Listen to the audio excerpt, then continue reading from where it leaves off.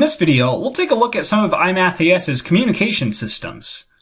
So I have a course homepage pulled open here, and notice that next to this messages link, there's actually an indication that I have one new message. And if you click on that link, it'll pull open a page that shows you all new messages. So we see that we have one message from John Doe, and you can flag this to kind of star it or mark it as a favorite. And you can open the message by clicking on this link. So if you click on that, it'll pull open John Doe's message to you. And notice there's a link here that says Show Trimmed Content. If you click on that, it'll show the task that is pasted into the message box when John Doe sent the message. So you can click on that trimmed content to see what task John Doe is asking about. There's a couple convenient links up here. So one of them, you can check the gradebook for John Doe by clicking on that gradebook link. Another one is you can actually open this assignment for John Doe or see John Doe's progress on this assignment. So if you click on that, it'll pull open and take you right to this question that John Doe is asking about, and it'll show you John Doe's attempts on this question. So you see that it has some previous attempts. It has his scored attempts here. It shows that he actually has all of these correct. You can manually give credit or add some feedback to the task. And this is useful for kind of understanding what John Doe has tried or maybe how he's thinking about it. And then you can respond accordingly if you want. So when you're ready to send a response, you can press the reply button down at the bottom. And when you do that, it'll pull open this visual editor for you to enter a response into.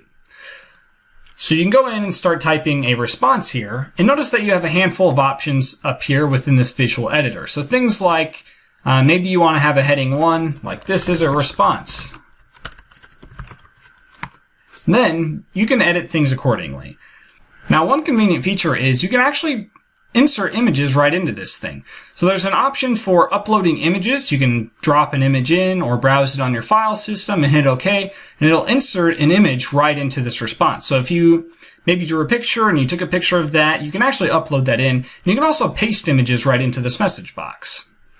One other really convenient feature is the fact that you can actually enter math typesetting right into this response box. So maybe you're typing a sentence. You can actually, if you press the backtick key, which is generally the key that's right to the left of the number 1 on your keypad, if you click on that backtick, it'll open up this red box and it'll allow you to type some math into this thing. So if I do like x caret 2 and then maybe \3, that's like x squared divided by 3. And when you move your cursor out of that red box, it's actually going to show you a rough preview of this math, and that's going to render really nicely on the student's end. So you can really easily type math into this thing. So it makes it really easy to do things like, add math to your responses. So those backticks, it has the same kind of format understanding as the math entry for students. If you want a little more control, if you're familiar with LaTeX, you can actually use most of the full features of LaTeX by entering in \parenthesis and then entering something in. So like maybe f of x equals sine of x, where you do backslash and then close it off with \right parentheses. That'll give inline math. And then you can also do display math by doing a square bracket like that. So you can enter in some display math like that. So if you're familiar with LaTeX, you can enter it in like this. If you're not, don't worry about this. It doesn't really matter that much for you. Now I'll go ahead and fire off this response. So I'll send it. And now the student should see it on their end. So they'll be able to open it up. It'll show kind of like the message showed on the teacher's end, and then the student can respond in a similar way. So the messaging works like that on the teacher's and the student's end.